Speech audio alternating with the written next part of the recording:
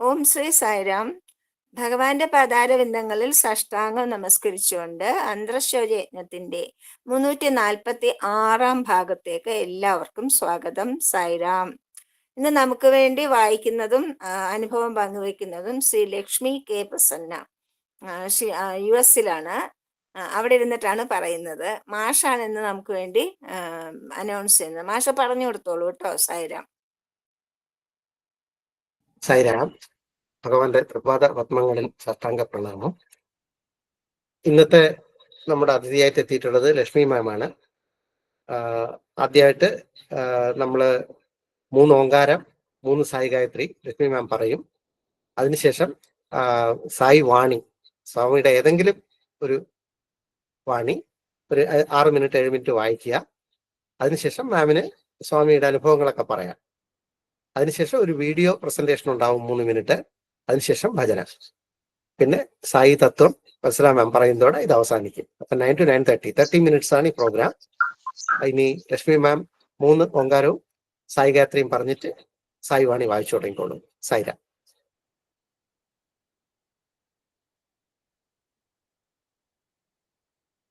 Audio ആണല്ല.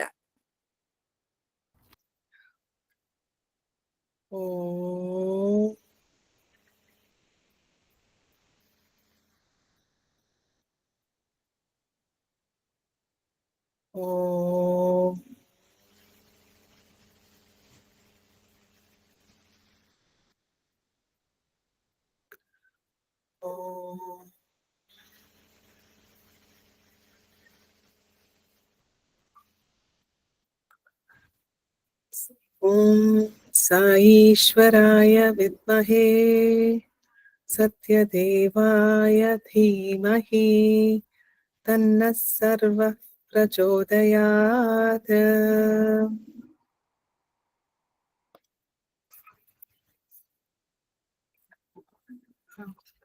സ്വാമിയുടെ വാണി, Sathya Sai speaks, ഭാഗം 21. സേവനത്തിന്റെ ആന്തരികാർത്ഥം, സേവനത്തിന്റെ പൊരുൾ. നിഷ്കാമകർമ്മം ഒരു മനുഷ്യനെ ശ്രേഷ്ഠനാക്കുകയും അയാളുടെ പദവി ഉയർത്തുകയും ചെയ്യുന്നു. അത് മനുഷ്യ പ്രകൃതത്തെ നിർമ്മലമാക്കുവാൻ ആവശ്യമായ ബുദ്ധിയും സാമർഥ്യവും പ്രദാനം ചെയ്യുന്നു. തന്റെ കർത്തവ്യം ശുഷ്കാന്തിയോടെ ചെയ്യുന്നത് മാത്രം പോരാ. പ്രേമം, കരുണ, നീതി, ദയ, ക്ഷമ എന്നീ ഗുണങ്ങൾ കൂടി മനുഷ്യൻ വളർത്തിയെടുക്കേണ്ടതാണ്. ഒരുവന് ഈ ഗുണങ്ങൾ ഉണ്ടായിരുന്നാൽ മാത്രമേ ആത്മാർപ്പണത്തോടുകൂടി സേവനം നൽകുവാൻ സാധിക്കുകയുള്ളൂ. എന്റേത് നിന്റേത് എന്ന ദ്വൈതഭാവമാണ് മനുഷ്യൻ അനുഭവിക്കുന്ന എല്ലാ സുഖദുഃഖങ്ങളുടെയും ഇഷ്ടാനിഷ്ടങ്ങളുടെയും ഹേതുവായിരിക്കുന്നത്. ഈ ദ്വൈതഭാവം സ്വാർത്ഥതയിൽ വേരുറച്ചതാണ്. സേവനം സമൂഹത്തോട് കാണിക്കുന്ന കൃതജ്ഞതയാണ്. ദാക്ഷിണ്യം കൊണ്ട് ചെയ്യുന്നതാണെന്ന മനോഭാവത്തോടെയോ സ്വാർത്ഥ ലക്ഷ്യങ്ങൾ കൈവരിക്കുന്നതിനു വേണ്ടിയോ സേവനം ചെയ്തുകൂടാ.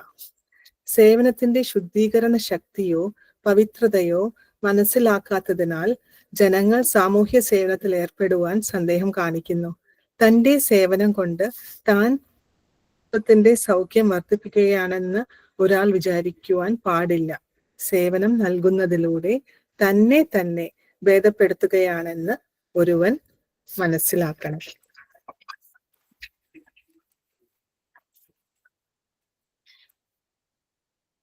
ആത്മാർപ്പണ മനസ്ഥിതിയോടെ സേവനം നൽകാൻ ത്യാഗം അത്യന്താപേക്ഷിതമാണ്. ആദ്യമായി ത്യജിക്കേണ്ട ദുസ്വഭാവം അഹങ്കാരമാണ്. ദുസ്വഭാവങ്ങളെ ത്യജിക്കുക എന്നതാണ് യഥാർത്ഥ ത്യാഗം.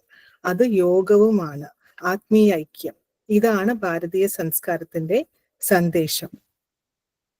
ആർക്കു തന്നെ സേവനം നൽകിയാലും അവർ വിഭിന്ന മനുഷ്യരൂപങ്ങളിലുള്ള ഈശ്വരന് തന്നെയാണ് സേവനം നൽകുന്നതെന്ന് അവർ മനസ്സിലാക്കുന്നില്ല. സേവനം നൽകുന്നവർ ഈ ശ്രേഷ്ഠവും പവിത്രവുമായ വികാരത്തെ ആദരിക്കേണ്ടതുണ്ട്. അവർ എല്ലാവരിലും ഈശ്വരനെ കാണുവാൻ ശ്രമിക്കണം.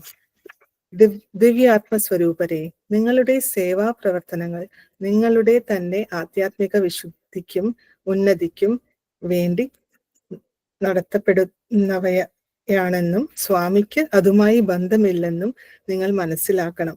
മനസ്സിനെ ശുദ്ധീകരിക്കുന്നതിനും അതിൽ നിന്ന് കന്മഷം അകറ്റുന്നതിനും വേണ്ടിയാണ് എന്ന ധാരണയോടുകൂടി വേണം എല്ലാ പ്രവൃത്തികളും ചെയ്യുവാൻ. ഇതാണ് സ്വാമിയുടെ ഉപദേശം.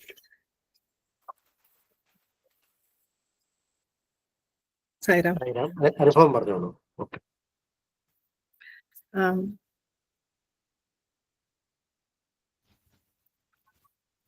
എൻ്റെ എല്ലാ ചിന്തകളും,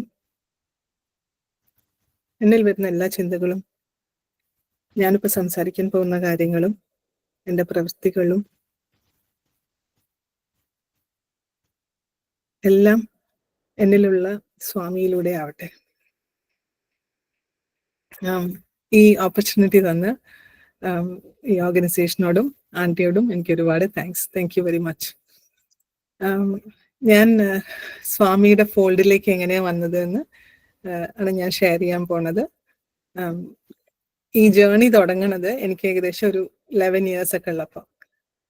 ആ സമയത്ത് അമ്മയ്ക്ക് ഒരു ഫ്രണ്ട് ഉണ്ടായിരുന്നു. ഒറ്റപ്പാലത്ത് അമ്മയെക്കാളും വളരെയധികം പ്രായം, എനിക്കാണ് അമ്മയെക്കാളും ഈസിലി ഒരു 30-40 years ഒക്കെ പ്രായമുള്ള ഒരു ഫ്രണ്ട് ആയിരുന്നു. അവര് സായിബാബയുടെ വലിയൊരു ഡിവോട്ടി ആയിരുന്നു.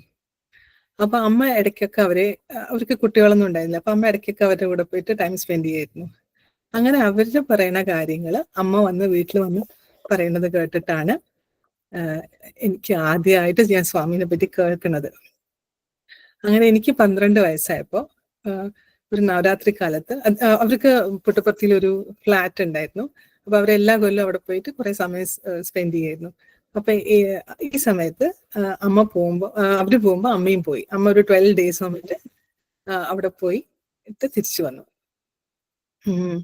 തിരിച്ചു വരുമ്പോ സ്വാമിയുടെ ആരതി ഒരു വൈറ്റ് ഓൺവലപ്പിന്റെ മുകളിൽ എഴുതിയിട്ട് അമ്മ കൊണ്ടുവന്നു.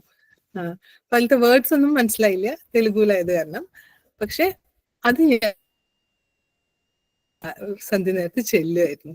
അതായിരുന്നു എൻ്റെ സ്വാമിയായിട്ടുള്ള ഫസ്റ്റ് ഇൻട്രഡക്ഷൻ.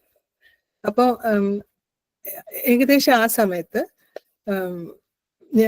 ഞങ്ങളുള്ളതിൻ്റെ ഒരു 10 kilometers ദൂരെ ഒരു ഷിർഡി സായിബാബയുടെ അമ്പലം തുടങ്ങി. അവിടെ അമ്മ എപ്പോഴും പോവായിരുന്നു. ഇടയ്ക്കൊക്കെ ഞാനും അമ്മയുടെ കൂടെ പോയിരുന്നു. അവിടെ അവർ അന്നദാനമൊക്കെ ചെയ്യായിരുന്നു തേഴ്സ്ഡേസ്. അങ്ങനെ ഷിർഡി ബാബയായിട്ടും നല്ലൊരു കണക്ഷൻ ഉണ്ടായിരുന്നു ആ സമയമാകുമ്പോഴേക്കും. പിന്നെ സ്വാമിയായിട്ട് ഈ ആരതി പാടിയിട്ടാണ് എൻ്റെ കണക്ഷൻ തുടങ്ങുന്നത്. പിന്നെ ഒരു 17-18 ഒക്കെ ആയപ്പോൾ സ്വാമിനെ വൈറ്റ് ഫീൽഡിൽ കാണാൻ പറ്റി. പക്ഷെ ഞാൻ വളരെയധികം എക്സ്പെക്ടേഷനോടുകൂടി പോയിട്ടാണ് പോയത്. പക്ഷെ ആ സേവാദംസിന്റെ വളരെ റൂഡായിട്ടുള്ള ബിഹേവിയർ കാരണം എനിക്ക് എൻ്റെ അന്നത്തെ യങ് മനസ്സിൽ അതെനിക്ക് എന്താ പറയാ, അതൊരു വല്ലാത്തൊരു ബാഡ് എക്സ്പീരിയൻസ് ആയി തോന്നി. അത്രയും റൂഡായിട്ടാണ് അവരെന്നോട് സംസാരിച്ചു തന്നത്. പിന്നെ സ്വാമിയായിട്ട് അധികം കണക്ഷൻ ഉണ്ടായിട്ടില്ല കുറെ കാലത്തേക്ക്. പിന്നെ എൻ്റെ ഏർലി 20s ഞാൻ ബാംഗ്ലൂർ 3 കൊല്ലം ഉണ്ടായിരുന്നു. ആ സമയത്ത് ഇൻട്രസ്റ്റിംഗ്ലി ഇപ്പൊ ഞാൻ ആലോചിക്കുമ്പോൾ ബാംഗ്ലൂർ എത്ര അടുത്തായിരുന്നു പുട്ടപ്പത്തിന്ന്. എത്ര സുഖമായിട്ട് അവിടെ സ്വാമിനെ കാണാനുള്ള ഓപ്പർച്യൂണിറ്റി ഉണ്ടായിരുന്നു വൈറ്റ് ഫീൽഡിലൊക്കെ പോയിട്ട്. പക്ഷെ ഒരു സ്വാമി ഭക്തനെയും കൂടി ഞാൻ ആ സമയത്ത് കാണാൻ ഇടയായിട്ടില്ല. ഞാൻ ഇന്ദിരാനഗർ താമസിച്ചിരിക്കുന്ന സമയത്ത് അവിടെ ഒരു സ്വാമിയുടെ ഒരു ടെമ്പിൾ ഉണ്ടായിരുന്നു. അവിടെ ഞാൻ ഇടയ്ക്കൊക്കെ പോവായിരുന്നു. എൻ്റെ വർക്ക് അവേഴ്സ് കുറച്ച് ലേറ്റ് ആയിട്ട് സ്റ്റാർട്ട് ചെയ്ത് ലേറ്റ് ആയിട്ട് എൻഡ് ചെയ്യുന്നതായിരുന്നു. അതുകൊണ്ട് ഞാൻ ആ ടെമ്പിളിൽ പോകുമ്പോൾ അവിടെ ഒരു ഭക്തനെ ഒരിക്കലും ഞാൻ കണ്ടിട്ടില്ല. വളരെ പീസ്ഫുൾ ആയിട്ടുള്ള ടെമ്പിൾ ആയിരുന്നു. എനിക്ക് അവിടെ ഇടയ്ക്കൊക്കെ പോകാൻ ഇഷ്ടമായിരുന്നു. പക്ഷെ ഒരാളെയും കാണാൻ ചാൻസ് കിട്ടിയിട്ടില്ല. അങ്ങനെ ആ ബാംഗ്ലൂർ ഉണ്ടായിരുന്ന 3 കൊല്ലം സ്വാമിയായിട്ട് യാതൊരു കണക്ഷനും ഇല്ലാണ്ട് സ്പെൻഡ് ചെയ്തു. അത് കഴിഞ്ഞ് എൻ്റെ കല്യാണം കഴിഞ്ഞ് ഞാൻ US വന്നു. അപ്പം ഇവിടെ ഞങ്ങളുള്ളത് ഒരു ചെറിയ സ്ഥലമായിരുന്നു. പക്ഷെ അവിടെ ഒരു സായി സെന്ററും സായി ആക്ടിവിറ്റീസും ഉണ്ടായിരുന്നു. അങ്ങനെ ഞാൻ സർവീസ് ആക്ടിവിറ്റീസിൽ ഇടയ്ക്ക് പോകാൻ തുടങ്ങി. അപ്പൊ അവർ വളരെ കൈൻഡ് ആയിരുന്നു. ഞങ്ങളന്ന് അപ്പാർട്ട്മെന്റിൽ താമസിക്കുന്ന ചെറിയ അപ്പാർട്ട്മെന്റ്. അപ്പൊ എന്നോട് പറയും ഭക്ഷണം ഒന്നും ഉണ്ടാക്കണ്ട, ഫ്രൂട്ട്സ് വാങ്ങിക്കൊണ്ടെന്നാൽ മതി. അപ്പൊ മിക്കവാറും ഫ്രൂട്ട്സ് ആണ് വാങ്ങിക്കൊണ്ടിരുന്നത്. ഒരു ഒക്കേഷനിൽ മാത്രം എനിക്ക് ഓർമ്മയുണ്ട്, ഞാനൊരു വലിയ ക്വാണ്ടിറ്റിയിൽ ലെന്റിൽ സൂപ്പ്, 3 തരത്തിലുള്ള പരിപ്പുകൾ ഇട്ടിട്ടുള്ള ലെന്റിൽ സൂപ്പ് ഉണ്ടാക്കി.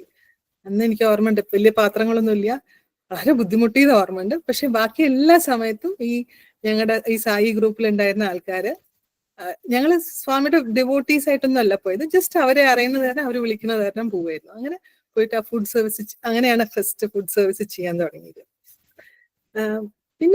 പിന്നെ അങ്ങനെ 1-2 പ്രാവശ്യം അഖണ്ഡ ഭജനൊക്കെ ഉള്ളപ്പോ പോയിട്ട് 1 മണിക്കൂറൊക്കെ പോയി ഇരിക്കുകയൊക്കെ ഉണ്ടായിട്ടുണ്ട്. പിന്നെ അവരായിട്ട് ഡിസ്കണക്റ്റഡ് ആയി. പിന്നെ എൻ്റെ മോൻ ജനിച്ച് അവനൊരു 5 വയസ്സാകുമ്പോ സ്കൂള് തുടങ്ങുന്ന സമയത്ത് എൻ്റെ ഹസ്ബൻഡിന് നിർബന്ധമായിരുന്നു, എനിക്കും ഉണ്ടായിരുന്നു, പക്ഷെ ഹസ്ബൻഡിന് നിർബന്ധമായിരുന്നു എന്തെങ്കിലും ഒരു സ്പിരിച്വൽ ക്ലാസ്സിൽ ജോയിൻ ചെയ്യിപ്പിക്കണം. അങ്ങനെ നോക്കുമ്പോൾ വേറെ ഒരു ഓപ്പർച്യൂണിറ്റി ഇല്ലേ, സ്വാമിയുടെ ഓർഗനൈസേഷൻ മാത്രമേ ഉള്ളൂ. അങ്ങനെ അവൻ 5 വയസ്സായപ്പോൾ ഒരു പറഞ്ഞ സ്റ്റോറി ഗ്രൂപ്പിൽ വേണ്ട, ഫസ്റ്റ് സ്റ്റാൻഡേർഡ് ആയിട്ട് മതി. അപ്പൊ എന്നിട്ട് 6 വയസ്സാകുമ്പോൾ പോകാൻ തുടങ്ങി. അങ്ങനെയാണ് റെഗുലർ ആയിട്ട് പോകാൻ തുടങ്ങിയത്.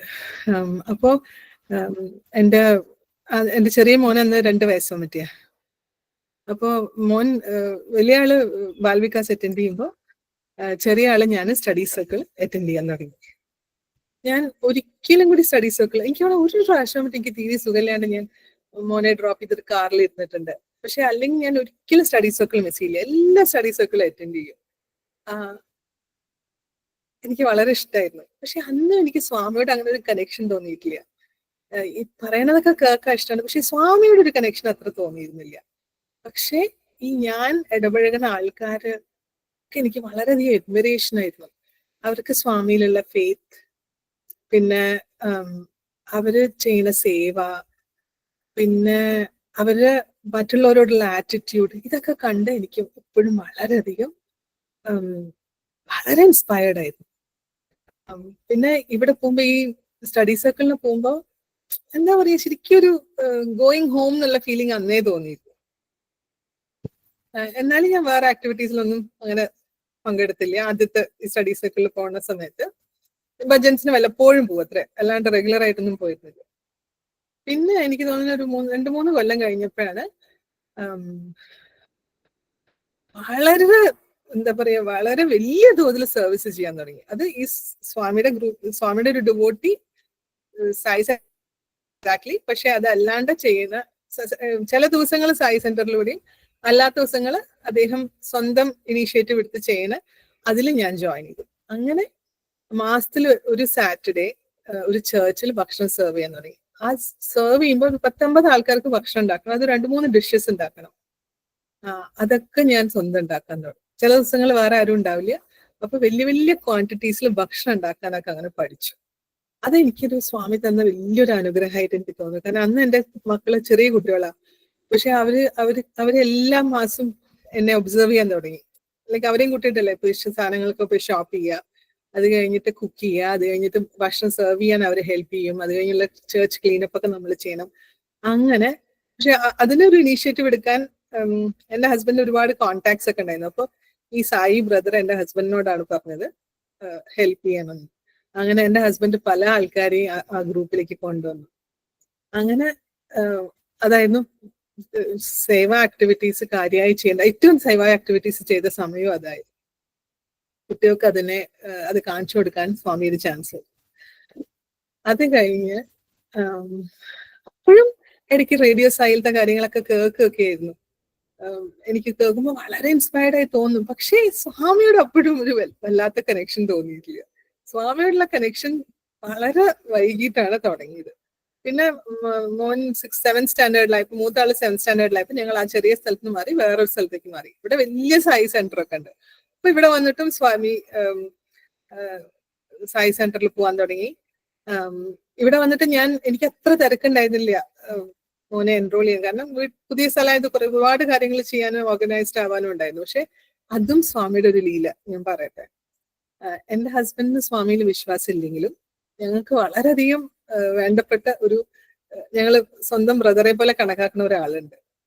അദ്ദേഹത്തിന്റെ 2 കുട്ടികളില് മൂത്ത ആള് ബാൽവികാസ് പോയില്ല, രണ്ടാമത്തെ ആള് ബാൽവികാസിലൂടെ ഫുൾ പോയി. അപ്പൊ അദ്ദേഹം എപ്പോഴും പറയും ആ ബാൽവികാസിൽ പോയതിന്റെ വ്യത്യാസം എപ്പോഴും കാണും മകനിലില്ലാത്തത്. അപ്പൊ അതുകൊണ്ടാണോ എന്നറിയില്ല, എന്റെ ഹസ്ബൻഡിന് നിർബന്ധമായിരുന്നു കുട്ടികൾ ബാൽവികാസിൽ പോകണം. ഈ വലിയ സിറ്റിയിൽ വന്നപ്പോൾ വേറെയും പല ഓപ്ഷൻസ് ഉണ്ടായിരുന്നു. ഞാൻ പേര് പറയുന്നില്ല, വേറെ ചില വലിയ ഓർഗനൈസേഷൻസിന്റെ ക്ലാസ് ഉണ്ടായിരുന്നു. അപ്പൊ അതിന് ഞാൻ കുട്ടികളെ കൊണ്ടുപോയി. അപ്പൊ രണ്ടുപേരും പറഞ്ഞു അവർക്കത് ഇഷ്ടമായില്ല. അങ്ങനെ എനിക്ക് കുട്ടികളെ ബാൽവികാസിൽ അയക്കണം തന്നെയായിരുന്നു. പക്ഷെ എന്റെ ഹസ്ബൻഡ് പറഞ്ഞു മറ്റേതും ട്രൈ ചെയ്യണം. അപ്പൊ ഞങ്ങൾ അവിടെ പോയി ട്രൈ ചെയ്തു. പക്ഷെ അവർക്ക് ഇഷ്ടമാകാതെ ബാക്ക് ടു സ്വാമീസ് ബാൽവികാസ്. പിന്നെ ഇവിടെ റെഗുലറായിട്ട് സെയിം സ്റ്റഡി സർക്കിൾ അറ്റൻഡ് ചെയ്യും, കുട്ടികൾ ബാൽവികാസ് ചെയ്യും. ബാൽവികാസിൽ അവർ പറയുന്ന കാര്യങ്ങളൊക്കെ എന്തൊക്കെയും ഹെൽപ്പ് ചെയ്യണമെങ്കിൽ അത് ഹെൽപ്പ് ചെയ്യും. അവരുടെ പ്രോഗ്രാംസിന് വേണ്ടിയിട്ടുള്ള കാര്യങ്ങളൊക്കെ ചെയ്യും. ഇത്രയും മാത്രം ചെയ്തിട്ട് പിന്നെയും കുറച്ച് 1-2 കൊല്ലങ്ങൾ 2-3 കൊല്ലം അങ്ങനെ പോയി. പിന്നെ കോവിഡ് വന്നു. ആ സമയത്ത് ഞാൻ കംപ്ലീറ്റ്ലി ഡിസ്കണക്റ്റഡ് ആയിരുന്നു സ്വാമിയുടെ അടുത്ത് നിന്ന്. കാരണം സ്റ്റഡി സർക്കിൾ ഒന്നും ഓൺലൈൻ അറ്റൻഡ് ചെയ്യില്ല. വേറെ എപ്പോഴും ത്രൂ ഔട്ട് എന്തെങ്കിലും സ്പിരിച്വൽ ആയിട്ട് പല കാര്യങ്ങളും ത്രൂ ഔട്ട് ചെയ്തിരുന്നു. പക്ഷെ സ്വാമിയായിട്ട് ഒന്നും ചെയ്തിരുന്നില്ല. കുട്ടികളും അവര് സൂമിലൂടെ അറ്റൻഡ് ചെയ്യായിരുന്നു. പക്ഷെ എനിക്ക് അറിയായിരുന്നു അവർക്കും ഇൻവോൾവ്മെന്റ് പോരാന്ന് എനിക്ക് അറിയായിരുന്നു. അങ്ങനെ കോവിഡ് ഒക്കെ കഴിഞ്ഞ് 2022 ആണ് എനിക്ക് തോന്നുന്നത് സ്വാമിയായിട്ടുള്ള കണക്ഷൻ, ആ ജേർണി ഒന്ന് ഇന്റൻസിഫൈ ചെയ്തത്. അതെങ്ങനെ ഉണ്ടായതെന്ന് വെച്ചാൽ, ടൈം ഒന്നും നോക്കിയില്ല. സായി സുപ്രഭാതം എന്ന് പറഞ്ഞ പ്രോഗ്രാം അവരിവിടെ സ്റ്റാർട്ട് ചെയ്തു. അപ്പൊ അതിനെപ്പറ്റി മെസ്സേജ് കേൾക്കുമ്പോൾ ഞാൻ വിചാരിക്കുന്നു പോണം. അതിൽ എങ്ങനെ പറയാ, this is the day that പർത്തി കംസ് ഹിയർ എന്നാണ്. അങ്ങനെയാണ് അവര് ആ മെസ്സേജിൽ പറഞ്ഞിരുന്നത്. അപ്പോ ഞാൻ അങ്ങനെ പോണം എന്ന് 1-2 മാസം വിചാരിച്ചു. അവസാനം ഒരു നവംബറിൽ 2022 നവംബറിൽ ഞാൻ പോയി. അപ്പൊ രാവിലെ 5:10 തുടങ്ങും. അപ്പൊ 4:45 രാവിലെ വീട്ടിൽ നിന്ന് ഇറങ്ങണം. അവിടെ പോയപ്പോ ആരുമില്ല. നോക്കുമ്പോ മെസ്സേജ് എടുത്ത് നോക്കുമ്പോ എനിക്ക് സാറ്റർഡേ സൺഡേ മാറിപ്പോയി. സാറ്റർഡേ ആണ് ശരിക്കും ഞാൻ പോയത് സൺഡേ ആയിരുന്നു. കാരണം സൺഡേ ആണ് ബാക്കി സെന്റർ ആക്ടിവിറ്റീസ്. അത് കഴിഞ്ഞ് ഞാൻ ഡിസംബറിൽ പോയില്ല. പിന്നെ ജാനുവരി തൊട്ടിട്ട് ഞാൻ പിന്നെയും പോകാൻ തുടങ്ങി. പിന്നെയും ആദ്യമായിട്ട് പോകാൻ തുടങ്ങി. അപ്പൊ എനിക്ക് വളരെ ഇഷ്ടമായി. കാരണം ആദ്യം സ്റ്റാർട്ട് ചെയ്യാൻ 21 ഓങ്കാരം, പിന്നെ സായി സുപ്രഭാതം പാടും എല്ലാരും. ഞാൻ ആദ്യമായിട്ട് സായി സുപ്രഭാതം കേട്ടത്. അപ്പൊ എനിക്കത് എന്താ പറയാ, എന്നെ എവിടെയോ ടച്ച് ചെയ്തു അതിന്റെ മ്യൂസിക്. അത് കഴിഞ്ഞ് പിന്നെ അഷ്ടോത്തര ശതം, പിന്നെ ഒരു ലൈറ്റ് മെഡിറ്റേഷൻ, പിന്നെ വേദം ചാൻറ്റിങ്, പിന്നെ അത് കഴിഞ്ഞ് 3 ഭജൻസ് പാടും. പിന്നെ അത് കഴിഞ്ഞിട്ട് ബ്രേക്ക്ഫാസ്റ്റ് വിത്ത് സ്വാമി എന്ന് പറഞ്ഞിട്ട് ഒരു സമ്പ്രദായം ഉണ്ടായിരുന്നു. അത് എങ്ങനെയാന്ന് വെച്ചാൽ ആരെങ്കിലും ഒരാൾ ഭക്ഷണം കൊണ്ടുവരും, എന്നിട്ട് എല്ലാവരും കൂടി ഒന്നിച്ച് ബ്രേക്ക്ഫാസ്റ്റ് കഴിക്കും. അപ്പൊ ഫസ്റ്റ് ജാനുവരി 2023 ഞാൻ സ്റ്റാർട്ട് ചെയ്തത്. ജാനുവരി ഫെബ്രുവരി പോയി. അത് കഴിഞ്ഞ് മാർച്ചിൽ ഞാൻ ചോദിച്ചു, അതെനിക്കിങ്ങനെ തോന്നി എനിക്ക് ഭക്ഷണം ഉണ്ടാക്കി കൊണ്ടുപോകണം ഇതിലാണ്. അപ്പൊ ഞാൻ സെന്റർ പ്രസിഡന്റിനോട് ചോദിച്ചു, ഇങ്ങനെ ഒരു സൈൻ അപ്പ് ലിസ്റ്റ് മറ്റുണ്ടോ, എങ്ങനെയാണ്? ഞാൻ ചോദിച്ചു ഒരുപാട് ആൾക്കാർ വോളണ്ടിയർ ചെയ്യുന്നുണ്ടാവുന്നു.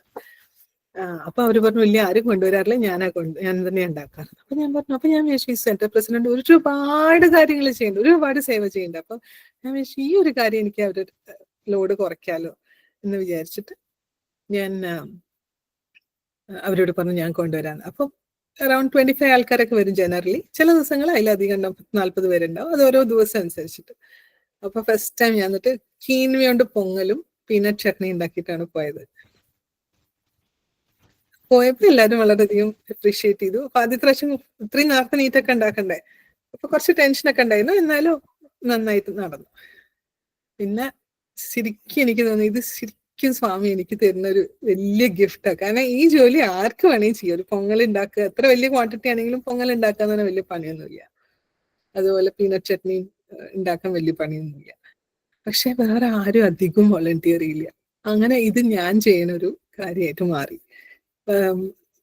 ഇടയ്ക്കൊക്കെ വേറെ ചിലവർ വോളണ്ടിയർ ചെയ്യും, പക്ഷെ ഒരു സ്മോൾ ക്വാണ്ടിറ്റീസിലേക്ക് കൊണ്ടുവരും. അപ്പോൾ വലിയ ക്വാണ്ടിറ്റിയിൽ ഞാൻ എപ്പോഴും കൊണ്ടുവരും. പിന്നെ വല്ലപ്പോഴും അവരെന്നെ എല്ലാം കൊണ്ടുവരാൻ പറഞ്ഞാലും ഞാൻ വല്ല ചട്നിയോ എന്തെങ്കിലും സൈഡ്, ഒരു ഉപ്മാവ് കൊണ്ടാണെങ്കിൽ ഞാൻ ചട്നി കൊണ്ടുപോകും. അങ്ങനെ ഇത് ഞാൻ റെഗുലറായി ചെയ്യാൻ തുടങ്ങി. ഇത് ചെയ്യാൻ തുടങ്ങിയപ്പോൾ അതെന്തോ ഞാനത് start looking forward to it. ഇതെന്റെ എൻഡ് ഓഫ് ദ മന്ത് ആണ് ഈ സെഷൻ വരിക. അതെനിക്ക് എൻ്റെ ലൈഫില് എന്തോ വലിയൊരു മാറ്റം കൊണ്ടുവന്നു.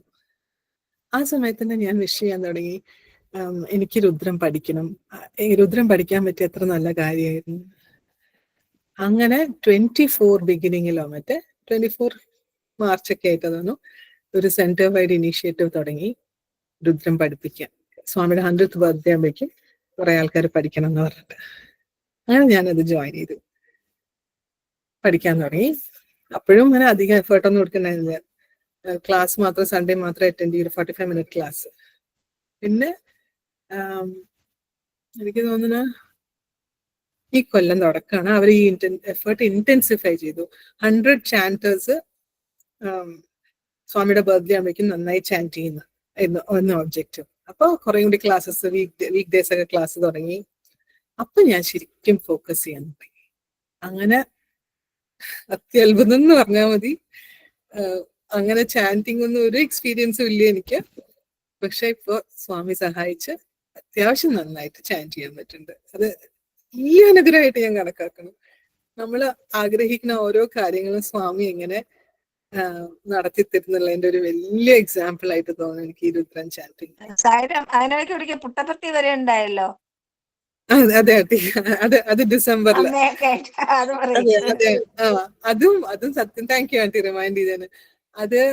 അത് വലിയൊരു അത്ഭുതമായിരുന്നു. കാരണം ഞാൻ ഇതുവരെ പുട്ടപർത്തി പോയിട്ടില്ല. അമ്മ 2 പ്രാവശ്യം പോയിരുന്നു. അമ്മ 89 പോയിട്ടുണ്ട്. പിന്നെ അമ്മ 2012 പോയിട്ട് 12 ദിവസം അമ്മ സർവീസ് ചെയ്തിട്ടുണ്ട്. 10 ദിവസം 12 ദിവസം. ഞാൻ ഇതുവരെ പോയിട്ടുണ്ടായിരുന്നില്ല. അപ്പോ കഴിഞ്ഞ ഡിസംബറില് 2023 ഡിസംബറിൽ എന്റെ അനീതി വന്നിട്ട് അമ്മേനെ ഷിർഡിയിൽ കൊണ്ടുപോയി. അത് വലിയൊരു ഫാമിലി ട്രിപ്പായി മാറി. അപ്പൊ എനിക്കതിന് പോകാൻ പറ്റിയില്ല. കഴിഞ്ഞ കൊല്ലം അനീതി പറഞ്ഞു അമ്മേനെ എവിടെയെങ്കിലും കൊണ്ടുപോകണം, അമ്മയോട് ചോദിക്കാൻ പോവാണ് എവിടെ പോകേണ്ടതെന്ന്. അമ്മയോട് ചോദിച്ചപ്പോ അമ്മ എടുത്ത് ഉടനെ പറഞ്ഞു പർത്തിയിൽ പോ. അപ്പോഴും അമ്മയ്ക്ക് കുറച്ച് ഹെൽത്ത് കണ്ടീഷൻസ് ഒക്കെ ഉണ്ട്. അപ്പൊ അമ്മ പോവോ ഇല്ലേന്ന് സംശയം ഉണ്ടായിരുന്നു. എന്തായാലും അമ്മയോട് പിന്നെയും ഇതിനെപ്പറ്റി സംസാരിച്ചപ്പോ അമ്മയ്ക്ക് പോകണം തന്നെയായിരുന്നു. അമ്മ ഒരു മൊമെന്ററി ആയിട്ട് പറഞ്ഞതല്ല, അമ്മയ്ക്ക് പോകണം തന്നെ ഉണ്ടായിരുന്നു എന്ന് മനസ്സിലായി. അപ്പൊ എനിക്ക് തോന്നി, സ്ട്രോങ് ആയി തോന്നി എനിക്ക് എന്തായാലും പോകണം പർത്തിയിൽ നമ്മുടെ കൂടെ. കാരണം ഇനി നമ്മുടെ കൂടെ വേറൊരു സമയത്ത് പോകാൻ പറ്റുമെന്ന് അറിയില്ല. അപ്പൊ പോകണം. ശരിക്കും സ്വാമിയുടെ ഡിസംബറിൽ ടിക്കറ്റ്സ് ഒക്കെ വളരെ എക്സ്പെൻസീവ് ആണ്. നേരത്തെ കുട്ടി പ്ലാൻ ചെയ്യേണ്ടതാ. സ്വാമിയുടെ ബ്ലെസ്സിങ് എന്ന് പറഞ്ഞാൽ മതി. എനിക്ക് വളരെ എളുപ്പത്തില് ഞാൻ ഡിസംബർ എനിക്ക് തോന്നുന്നു 3rd നമ്പർ ഞാൻ ട്രാവൽ ചെയ്തത്. ഞാൻ ആ ഫസ്റ്റ് നമ്പർ നോക്കുമ്പോൾ 2 ദിവസത്തിൽ പോവാണെങ്കിൽ നല്ല ഫെയറിൽ ടിക്കറ്റ് ഉണ്ടായിരുന്നു. അപ്പൊ ഞാൻ അതിന് മുന്നേ ഞാൻ അങ്ങനെ മനസ്സിലുണ്ടായിരുന്നു. അപ്പൊ ഞാൻ അങ്ങനെ കുട്ടികളോട് എന്റെ ഹസ്ബൻഡിനോടൊക്കെ ചോദിച്ചപ്പോ എല്ലാരും ഓക്കെ ആയിരുന്നു. അങ്ങനെ വളരെ വിചാരിക്കാണ്ട് പെട്ടെന്ന് ട്രിപ്പ് പ്ലാൻ ചെയ്തിട്ട് വന്നു. അപ്പൊ ഞാൻ വരുമ്പോ ഞാനൊരു ലവ് ഓൾ സർവ് ഓൾ സ്വെറ്റ് ഷർട്ടാണ് ഞാൻ ഇട്ടിട്ടുണ്ടായിരുന്നത്. കാരണം എനിക്ക് തോന്നി എന്റെ ട്രാവൽ സമയത്ത് ആരെങ്കിലും ഞാൻ കാണും സ്വാമിയായിട്ട് റിലേറ്റഡ്. പക്ഷെ അങ്ങനെയൊന്നും ഉണ്ടായില്ല കേട്ടോ. പിന്നെ വേറൊരു കാര്യം എനിക്ക് പറയണം. ഈ പിക്ചർ ഇത് നവംബർ 2023 എന്റെ അടുത്തേക്ക് വന്നത്. 2022 ഇത് സത്യനാരായണ പൂജ നടത്തിയിരുന്നു സെന്ററിൽ. അപ്പൊ ഞാനത് അറ്റൻഡ് ചെയ്തില്ല. പക്ഷെ അവര് പൂജ കഴിഞ്ഞിട്ട് ഈ ഫോട്ടോസ് എല്ലാരും വീട്ടിൽ കൊണ്ടുപോയില്ല. അപ്പൊ അവരിത് വെച്ചത് ഫോട്ടോ എന്റെ ഒരു ഫ്രണ്ട് എനിക്ക് തന്നു. അതിനുശേഷമാണ് ഈ രുദ്രത്തിന് പോണതും സുപ്രഭാതത്തിന് പോണതും ഒക്കെ സ്റ്റാർട്ട് ചെയ്യാൻ തുടങ്ങിയത്. അങ്ങനെ പുട്ടപർത്തിയിൽ വന്നപ്പോ നമ്മുടെ ഡോക്ടർക്ക് അത്രയ്ക്ക് വലിയ അഭിപ്രായം ഉണ്ടായിരുന്നില്ല ഈ ട്രാവലിനെ പറ്റിയിട്ട്. പക്ഷെ പിന്നെ ബാംഗ്ലൂർ ഒന്ന് റെസ്റ്റ് ചെയ്ത്, ഒരു ദിവസം റെസ്റ്റ് ചെയ്ത് പിന്നെ പർത്തി പോയി തിരിച്ചു വരുമ്പോൾ ഒരു ദിവസം ബാംഗ്ലൂർ റെസ്റ്റ് ചെയ്തൊക്കെ ഇട്ട് ഞങ്ങൾ ഒറ്റപ്പാലത്താണ് വീട്. അങ്ങനെയാണ് വന്നത്. അവിടെ വന്നപ്പോ ആന്റീനെ കണ്ടു. അവിടെ വന്നപ്പോഴുള്ള ഏറ്റവും ഇൻട്രസ്റ്റിംഗ് കാര്യം എന്താണെന്ന് വെച്ചാൽ അമ്മയ്ക്ക് അങ്ങനെ ഹെൽത്തിന് ഒരു ബുദ്ധിമുട്ടുണ്ടല്ലോ. അമ്മ സുഖമായി പോയി തൊഴുത് എല്ലാം അമ്മയ്ക്ക് വേണ്ടതൊക്കെ ചെയ്യാൻ പറ്റി. എനിക്ക് ബാംഗ്ലൂർക്ക് പോകുമ്പോ കുറച്ചിങ്ങനെ തൊണ്ടയ്ക്കൊക്കെ അസുഖം ഉണ്ടായിരുന്നു. അവിടെ എത്തി പുട്ടപർത്തിയിൽ ഒരു 12 മണിക്ക് എത്തിയ റൂംസ് ഒക്കെ ശരിയായി, ഭക്ഷണമൊക്കെ കഴിച്ചു. അപ്പൊക്കെ എനിക്ക് വലിയ കുഴപ്പമില്ല. അത് കഴിഞ്ഞപ്പോ ഇങ്ങനെ തീരെയും വയ്യ. എനിക്ക് തീരെയും വയ്യ എന്ന് പറഞ്ഞാൽ ഭയങ്കര പനിയും തൊണ്ടവേദനയും. ലൈക്ക് എനിക്ക് നീര് നടക്കാൻ വയ്യ, അത്രയ്ക്ക് തീരെയും വയ്യാത്ത. അന്ന് ഞാൻ പറഞ്ഞു എനിക്കൊന്നും വയ്യ, പറഞ്ഞു എനിക്ക് കടക്കണം എന്ന് പറഞ്ഞു. ഞാൻ പോയി കടന്നു. അന്ന് ഫുൾ ഞാൻ കടന്നു. അന്ന് രാത്രി, അന്ന് ഡിസംബർ 22 ആയിരുന്നു ഡേറ്റ്. അപ്പൊ അന്ന് ഇലൂമിനേഷൻ ഒക്കെ ഉണ്ട്, വളരെ നല്ല സമയമാണെന്നൊക്കെ കേട്ടിട്ടുണ്ട്. എനിക്കൊന്നും പുറത്തേക്ക് ഇറങ്ങാൻ വയ്യ, അത്രയ്ക്കും വയ്യ എനിക്ക്. ജസ്റ്റ് ഒന്ന് പുറത്തേക്ക് ഇറങ്ങി ഇലൂമിനേഷൻ ഒന്ന് കാണണമെങ്കിൽ വയ്യ. എന്നിട്ട് ഞാൻ ഇവരൊക്കെ പുറത്തു പോകുമ്പോ ഇവരൊക്കെ എന്താണ് ഭജൻസിനൊക്കെ വേണ്ടി പോകുമ്പോ ഞാൻ പറഞ്ഞു വാതില് പൂട്ടാൻ എനിക്ക് നീറ്റ് തുറക്കാൻ പറ്റും, നിങ്ങൾ അടച്ചിട്ട് പോയത് എനിക്ക് പൂട്ടാൻ പറ്റില്ല, കാരണം നിങ്ങൾ വരുമ്പോ എനിക്ക് തുറക്കാനും വയ്യ. അങ്ങനെ വയ്യായിരുന്നു. നെക്സ്റ്റ് ഡേ രാവിലെ ആകുമ്പോഴേക്കും 4 മണിക്കാകുമ്പോൾ നീറ്റ് പോയി കുറച്ച് നന്നായിട്ട് ഇപ്പൊ ഇളനീരുണ്ടായിരുന്നു റൂമിൽ, അത് കുടിച്ചു, ഒരു പഴം കഴിച്ചു, എനിക്ക് എനർജി തിരിച്ചു വരാൻ തുടങ്ങി. എന്നിട്ട് ജസ്റ്റ് അത്യാവശ്യമായിട്ടുള്ള കാര്യങ്ങളൊക്കെ സ്വാമി എന്നെ അനുഭവിക്കാൻ എന്നെ അലൗ ചെയ്തു. സമാധി ദർശനം, പിന്നെ കുറച്ച് വേദം ചാന്റിങ് കേട്ടു, ഭജൻസ് കേട്ടു. അത് കഴിഞ്ഞിട്ട് എനിക്ക് വലിയ ആഗ്രഹമായിരുന്നു വടവൃക്ഷം കാണാൻ പോണെന്ന്. അത് പോയി കാണാൻ പറ്റി. ഇപ്പൊ തലേ ദിവസേ എന്റെ കൂടെ എന്റെ ചെറായ്മയും എന്റെ വേറൊരു ചെറായ്മയുടെ മകളും ഒക്കെ ഉണ്ടായിരുന്നു. അപ്പം ഞങ്ങൾ 4 പേര് കൂടിയാണ് പോയത്. അവര് പോയി. പിന്നെ എന്റെ അനിയന്റെ ഒരു ഫ്രണ്ടാണ് ഡ്രൈവ് ചെയ്തത്. അവര് പോയിട്ട് അമ്മയുടെ അച്ഛൻ്റെയും സ്വാമിയുടെ അമ്മയുടെ അച്ഛൻ്റെയും സമാധിയൊക്കെ കണ്ടിട്ട് ഇനി ഇനി ഇനി വേറൊരു ചെറിയ കാര്യം പെട്ടെന്ന് പറയാൻ സമയം പറഞ്ഞിട്ട് ഞാൻ നിർത്താം. എനിക്ക് കൽപ്പതരുവിനെ പറ്റിയൊക്കെ ഞാൻ വായിച്ചു. അപ്പൊ ഞാൻ പിന്നെ എനിക്ക് ഇവിടെ സെന്ററിൽ അവർ പല ഓപ്പർച്യൂണിറ്റീസും തരാൻ തുടങ്ങി. ഒരു സത്യം ശിവസുന്ദരത്തിന്റെ റീഡിങ് ഹാപ്പനിങ് ഉണ്ട്. ഹോൾ എന്താ പറയാ ഏത് റീജിയനാണെന്ന് എനിക്ക് അറിയില്ല. നേഷൻ വൈഡ് ആയിട്ടൊരു അതിന്റെ ആ ഗ്രൂപ്പ് മാനേജ് ചെയ്യാനും, പിന്നെ എന്നോട് വിമൻസ് വിങ് കോർഡിനേറ്റർ ആവാൻ പറഞ്ഞു. പിന്നീട് പല പല പല ആക്ടിവിറ്റീസ്, സ്റ്റഡി സർക്കിൾസ് ലീഡ് ചെയ്യാൻ തുടങ്ങി ഇടയ്ക്ക്. അങ്ങനെ ഓരോന്നായിട്ട് ഓരോ കാര്യങ്ങളിലേക്ക് സ്വാമി എന്നെ വലിക്കാൻ തുടങ്ങി. പിന്നെ ഞാൻ ഈ പ്രാവശ്യം ഈ സമ്മറിൽ ഞാൻ പണ്ടൊരിക്കലും ഞാൻ ഒരു കൊല്ലം SSC ടീച്ചറായിട്ടുണ്ട്, ബാൽവികാസ് ടീച്ചറായിട്ടുണ്ട്. അതിന്റെ ട്രെയിനിങ് ഒന്നും കൂടി അറ്റൻഡ് ചെയ്തു. അപ്പോഴാണ് ശരിക്കും എനിക്ക് മനസ്സിലായത് എത്രത്തോളം അറ്റൻഷൻ ഇതിലേക്ക് പോകുന്നുണ്ട്. ടീച്ചേഴ്സിനെ കാർവ് ചെയ്തെടുക്കാൻ എന്തുമാത്രം അറ്റൻഷനും എനർജിയിലേക്ക് പോകണ്ടെന്ന് എനിക്ക് ആ ട്രെയിനിങ് അറ്റൻഡ് ചെയ്തപ്പോൾ എനിക്ക് മനസ്സിലായത്. ഞാൻ പുട്ടപർത്തിയിൽ പറയാൻ പോയിട്ടുള്ള കാര്യം കൽപ്പതരു പോണമെന്നുണ്ടായിരുന്നു. അപ്പൊ ആരൊക്കെ പറയണെന്ന് കുറെ കയറണമെന്ന്. കാർ ഇറങ്ങിയപ്പോ മുകളിലേക്ക് നോക്കുമ്പോ എത്ര ദൂരം കയറണമെന്ന് മനസ്സിലാവില്ല. അപ്പൊ എന്തായാലും കയറാൻ തുടങ്ങി. കയറുമ്പോ പറയണ്ട കുറെ ഇനിയും പോണം. ഞാൻ ശരിക്കും വളരെ വീക്കായിരുന്നു. എന്നാലും എങ്ങനെയോ കയറി മുകളിലെത്തി. എന്നിട്ട് വളരെ സന്തോഷമായി. കാരണം സ്വാമി അതിന്ന് ഓരോ ഫ്രൂട്ട്സും പറിച്ചു കൊടുക്കുന്ന കഥയൊക്കെ ഞാൻ സത്യശിവസുന്ദരത്തിൽ വായിച്ചിട്ടുണ്ടായിരുന്നു. എത്ര ഹൈ ആണെന്ന് അറിഞ്ഞെന്ന് ഞാൻ ഒരിക്കലും അത് അറ്റംപ്റ്റ് കൂടി ചെയ്യില്ലായിരുന്നു. പക്ഷെ ഞാൻ ആഗ്രഹിച്ച പോലെ എനിക്ക് അതുവരെ പോകാൻ പറ്റി. എന്റെ ചെറിയമ്മയും എന്റെ കസിനും രണ്ടുപേരും കയറി മുകളിൽ പോയി തിരിച്ചു വന്നു. അത് കഴിഞ്ഞപ്പോഴേക്കും വളരെ സന്തോഷായി. അത് കഴിഞ്ഞപ്പോഴേക്കും ലഞ്ച് ക്യാൻറ്റീൻസ് ഒക്കെ അടച്ചിട്ടുണ്ടായിരുന്നു. അപ്പൊ ഞങ്ങൾ പുറത്തുനിന്ന് ഭക്ഷണം കഴിച്ചു. അതോടുകൂടി എനിക്ക് പിന്നെയും തീരെ വയ്യാതെയായി, കംപ്ലീറ്റ്ലി വയ്യാതെയായി. എനിക്ക് ഒന്നും വയ്യനി എനിക്ക് പോയി കിടക്കണം, അത്രയും ടയർഡ്. അപ്പൊ ആ കുറച്ചു നേരത്തേക്ക് എനിക്ക് ഏറ്റവും അത്യാവശ്യമായിട്ടുള്ള കാര്യങ്ങൾ ചെയ്യാൻ വേണ്ടി മാത്രം എനിക്ക് സ്വാമി എനർജി തന്നു. അപ്പൊ ഇങ്ങനെ വയ്യാണ്ടായപ്പോ എനിക്ക് അങ്ങനെ വിഷമം തോന്നിയില്ല. എനിക്ക് തോന്നി ഓഫ്കോഴ്സ് വിഷമമുണ്ട്, നമ്മൾ ഇത്രയും പ്ലാൻ ചെയ്ത് വന്നിട്ട് ഒന്നും ചെയ്യാൻ. കാരണം പലരോടും സംസാരിച്ച് പലതും എന്തൊക്കെയാ കാണണം എന്നൊക്കെ ചോദിച്ച് മനസ്സിലാക്കിയൊക്കെ വെച്ചിട്ടുണ്ടായിരുന്നു. പക്ഷെ എനിക്ക് തോന്നി എന്തോ സ്വാമി ഇത്രയും എനിക്ക് വയ്യാത്തൊരു എക്സ്പീരിയൻസിൽ കൂടെ ഞാൻ എന്നെ കൊണ്ട് പാസ് ചെയ്യിപ്പിക്കുമ്പോ എന്തോ സ്വാമി എന്നെ ക്ലെൻസ് ചെയ്യായിരുന്നു, എന്നെ ക്ലീൻ ചെയ്യായിരുന്നു എന്നുള്ളൊരു ഫീലിംഗ് നല്ലോണം തോന്നി. അല്ലെങ്കിൽ എങ്ങനെ എത്രയ്ക്ക് അസുഖം വരേണ്ട ആവശ്യം എന്താ? ജനറലി നമ്മൾ എവിടെയെങ്കിലും പോകുമ്പോൾ നമ്മൾ എക്സൈറ്റഡ് ആകുമ്പോൾ നമുക്ക് ഒരിക്കലും അസുഖം വരില്ല. അപ്പൊ എനിക്ക് ഇത്രയ്ക്ക് എക്സൈറ്റഡ് ആയിട്ട് അസുഖം വന്നപ്പോ എനിക്ക് ശരിക്കും തോന്നി സ്വാമി എന്നെ പ്യൂരിഫൈ ചെയ്യായിരുന്നു.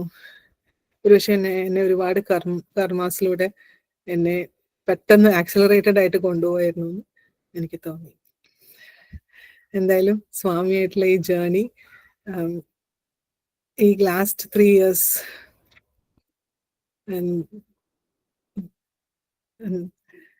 ഇത്രയും കൊല്ലങ്ങൾ സ്വാമിയുടെ എന്താ പറയാ ഔട്ടർ ഓർബിറ്റിൽ ഇങ്ങനെ ഉണ്ടായിരുന്നെങ്കിലും ഈ കഴിഞ്ഞൊരു 3 കൊല്ലത്തിലാണ്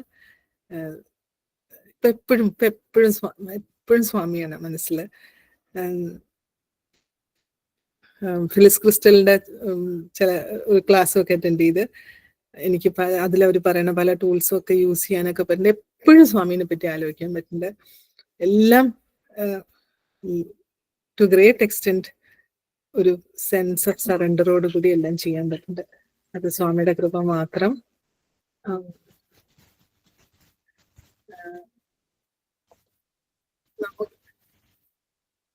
നമുക്ക് എപ്പോഴാണ് സ്വാമി നമ്മളെ വിളിക്കുക, നമുക്ക് എന്താ തോന്നുന്നൊക്കെ ഞാൻ വിചാരിക്കുന്ന എല്ലാം സ്വാമിയുടെ ഡിസിഷൻ ആയിരിക്കും. അതുകൊണ്ടാണ് ഇത്രയും കൊല്ലം എന്നെ ഔട്ടർ ഓർബിറ്റിൽ വെച്ചിട്ട് ഇപ്പൊ എന്നെ വിളിച്ചതെന്ന് ഞാൻ വിചാരിക്കുന്നു. എന്തായാലും ഈ സ്വാമിയായിട്ടുള്ള കണക്ഷൻ അനുഭവിക്കാൻ പറ്റുന്നതിന് ഇത്രയും അധികം gratitude Swami.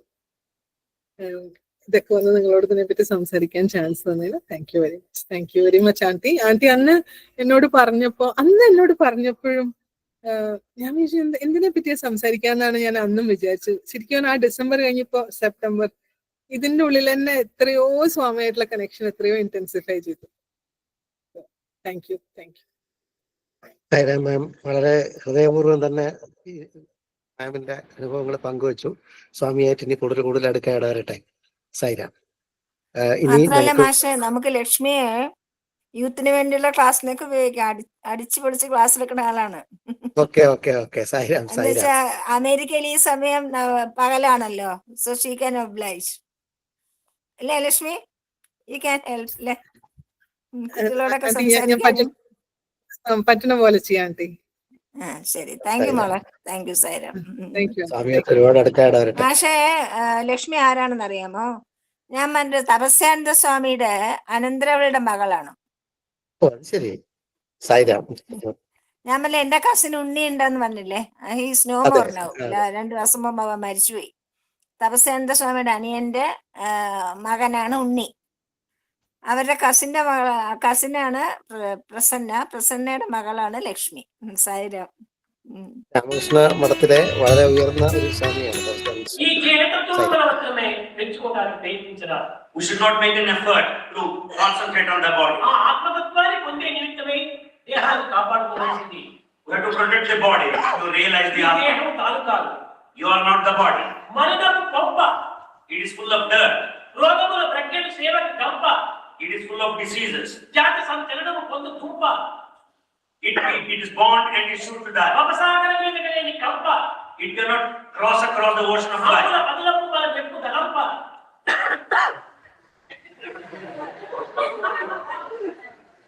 It is full of bones.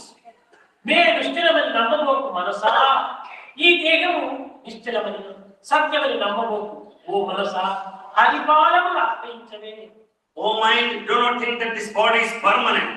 Think and surrender to the lotus feet of the divine. This is simply a water bubble. It is born in water. It stands in water. It merges in water. Similarly, this is born out of Brahman. It is sustained in Brahman. It has to merge in Brahman. ఏ విధంగా దివ్యత్వాన్ని మనం స్మరించాలంటే ఈ దేహం పుట్టినది, ఈ దేహం పెరిగినది, ఉన్నది, లయమైపోయినది సర్వము ఒక్కటే అనే సత్యాన్ని గుర్తించాలి. Therefore, we have to realize this truth that this body is born, this is sustained and annihilated in Brahman. నీటి యందే పెరిగి నీటి యందే అణువు నీటి బుడగ. The water bubble is born out of water, lives in water and merges in water. నరుడు బుద్భుదము నారాయణుడు నీరు. Man is the bubble, Narayana is water. కనుకనే ఎక్కడి నుంచి వచ్చిందో అక్కడ లయమైపోవాలి. Therefore, that from which it has come. తిరిగి అచ్చటికి ఏమిటి నైద్యం కానిపోతే The nature of the being says to go back to the original place or origin. ప్రయాణం చేసినటువంటి వారు మన గమ్యానికి పోయి చేరాలి. Having made the journey, we have reached the destination. మధ్య స్టేషన్ లో మనం నిలిచిపోతే మహా కష్టంగా అనిపిస్తాం. If you just stop in the middle, then you will lead to a lot of difficulties. ఎక్కడి నుంచి ప్రయాణమైనామో అక్కడికి మేము చేరాలి. You have to go back to the place where from you started your journey. అదే మన మానవుని యొక్క ప్రధాన కర్తవ్యం.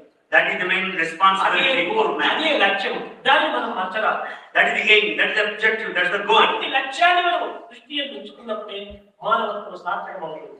When we keep in mind such an objective, the life of human being is realized. മാം ഭജന പാടിക്കോളൂ. Thank you. आनंदमया भगवान हे प्रेममया भगवान आनंदमया भगवान हे प्रेममया भगवान हे करुणानिधे प्रभु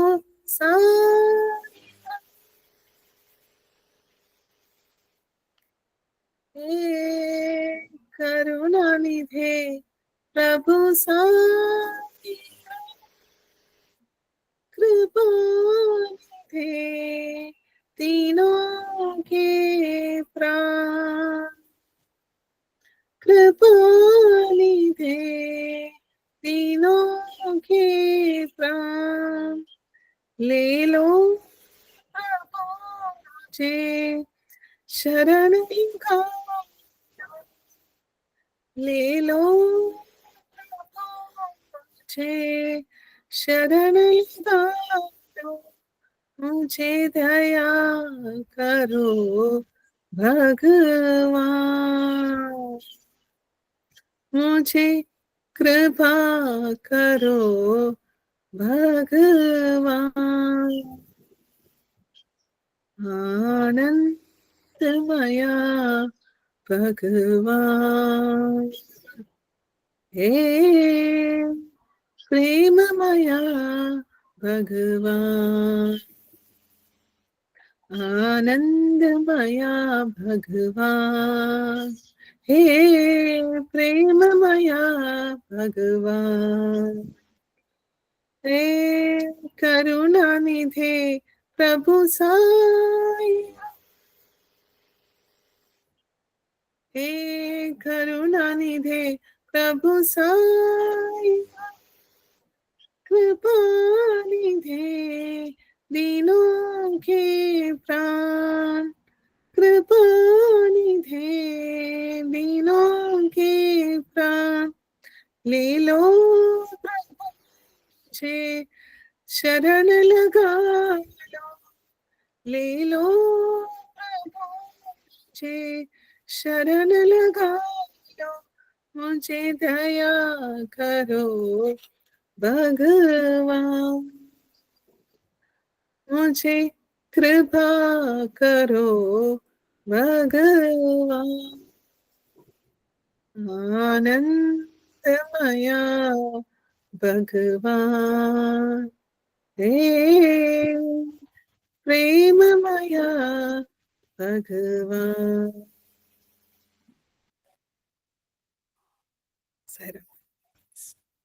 Sairam Rashmi, thank you so much for joining. Sairam. Thank you, Sai Aunty. Upama, സത്യത്തെ എല്ലായിടത്തും കണ്ടെത്തുവാൻ കഴിയും. ആത്മാർത്ഥമായി അന്വേഷിക്കുവാൻ അത് നിങ്ങൾക്കുള്ളിൽ പ്രകടമാകുന്നത് കാണുവാൻ സാധിക്കും.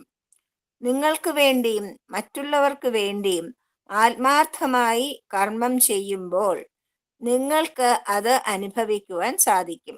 നിങ്ങളുടെ ജീവിതത്തെ സാർത്ഥകമാക്കുന്നതിനും മനസ്സിനെ പരിശുദ്ധമാക്കുന്നതിനും 4 മാർഗങ്ങൾ ഞാൻ പറഞ്ഞു തരാം. അപ്പോൾ അന്തര്യാമിയായ ഈശ്വരനുമായി നിങ്ങൾക്ക് സദാ ബന്ധം പുലർത്തുവാൻ സാധിക്കും. 1. ത്യജ ദുർജന സംസർഗം, അതായത് ദുഷ്ടജനങ്ങളുമായുള്ള സംസർഗം ഒഴിവാക്കുക. ഭജ സാധുജന സംഗമം, സജ്ജനങ്ങളുമായി ഇടപെടാനുള്ള എല്ലാ അവസരങ്ങളും സ്വാഗതം ചെയ്യുക. കുരു പുണ്യം അഹോരാത്രം, രാവും പകലും സത്കർമ്മങ്ങൾ ചെയ്തുകൊണ്ടിരിക്കുക. സ്മര നിത്യം അനിത്യത്വം, നിത്യമായതും അനിത്യമായതും താൽക്കാലികമായതും എന്താണെന്നതിനെ പറ്റി തിരിച്ചറിയുകയും നിത്യമായതിനെ സദാ സ്മരിക്കുകയും ചെയ്യുക. ജയ സായിരാം. മാഷേ പറഞ്ഞോളൂ. വളരെ നന്നായി, വളരെ നന്നായിട്ട് തന്നെ ഞങ്ങളുമായിട്ട് ഷെയർ ചെയ്തതിന് സന്തോഷം. ഇനിയും ഒരു അവസരത്തിൽ കൂടുതൽ നമുക്ക് അവസരം കിട്ടാം. സായിരാം. ഇനി നമുക്ക് ശാന്തി മന്ത്രത്തോടെ അവസാനിപ്പിക്കാം. മാം ശാന്തി മന്ത്രം പറയാമെങ്കിൽ പറഞ്ഞോളൂ. ശാന്തി മന്ത്രം സമസ്ത ലോക സുഖിനോ ഭവന്തു. സമസ്തലോകാ സുഖിനോ ഭവന്തു. സമസ്തലോകാ സുഖിനോ ഭവന്തു.